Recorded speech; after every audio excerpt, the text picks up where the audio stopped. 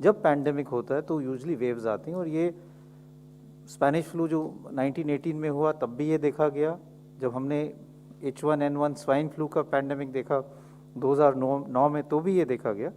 और ये शुरू में क्योंकि एक ससेप्टेबल पॉपुलेशन होती है तो इसमें वेव्स मल्टीपल वेव्स आती हैं, उसके बाद वायरस बिकम्स एंडेमिक और फिर इन्फेक्शन हैज़ अ सीजनैलिटी।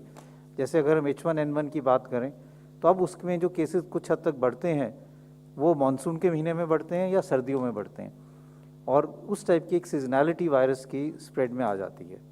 और ये इसलिए आती है कि जब large part of the population either by vaccination और by natural infection has immunity.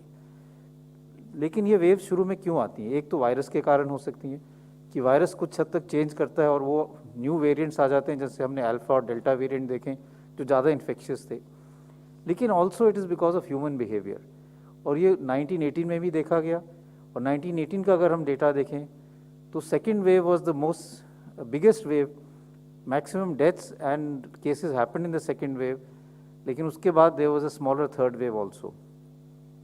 जब भी केसेस बढ़ते हैं there is then fear in people and human behaviour changes, और उसमें ये होता है कि कोविड अप्रोप्रिएट बिहेवियर और इनफैक्ट नॉन फार्मास्यूटिकल मेजर्स जो हैं वो हम ज़्यादा फॉलो करते हैं, लॉकडाउन भी हो जाता है, तो उससे चेन ऑफ ट्रांसमिशन टूट जाता है और वायरस आगे फैल नहीं पाता, और इसलिए केसेस भी कम हो जाते हैं।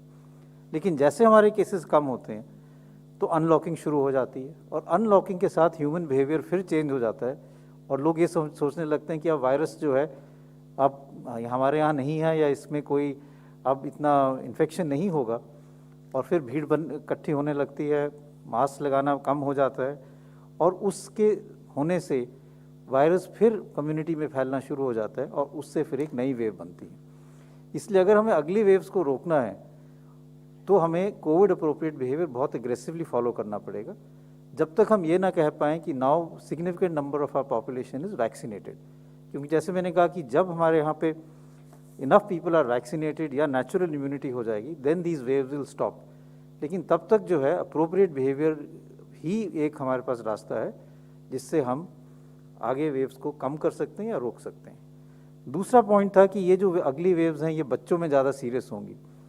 अगर हम पूरा डेटा देखें, इंडियन डेटा देखें फर्स्ट वेव का, सेकेंड वेव का, या ग्लोबल डेटा देखें, तो अभी तक ऐसा कोई डेटा नहीं आया विद ओल्ड द वायरस और द न्यू वेरिएंट्स जहाँ पे ये दिखाया गया है कि बच्चों में अब ज़्यादा सीरियस इन्फेक्शन होगी।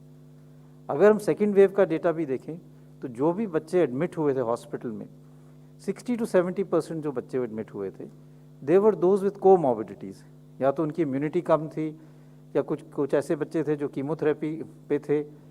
जो हेल्दी बच्चे थे उनको माइल्ड इलनेस हुआ and they recovered without hospitalisation. इसलिए अभी कोई एविडेंस ऐसा नहीं है कि अगर वेव आएगी तो सीवियर इलनेस बच्चों में करेंगी।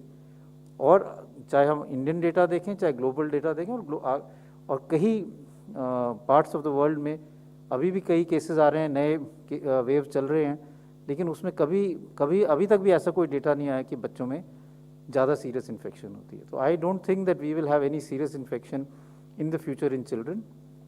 और अगर हमें अगले वेव्स को रोकना है तो ये हम सबके हाथ में है। अगर हम कोविड अप्रोप्रिएट बिहेवियर बना के रखेंगे, भीड़ नहीं इकट्ठे होने देंगे, चेन ऑफ ट्रांसमिशन को तोड़ेंगे, तो हमारे लिए आगे के लिए वेव्स नहीं बनेंगे। और ये आई थिंक बहुत ज़रूरी है, both from point of view of subsequent waves and miss information की the subsequent waves are going to cause more severe disease in children. Thank you.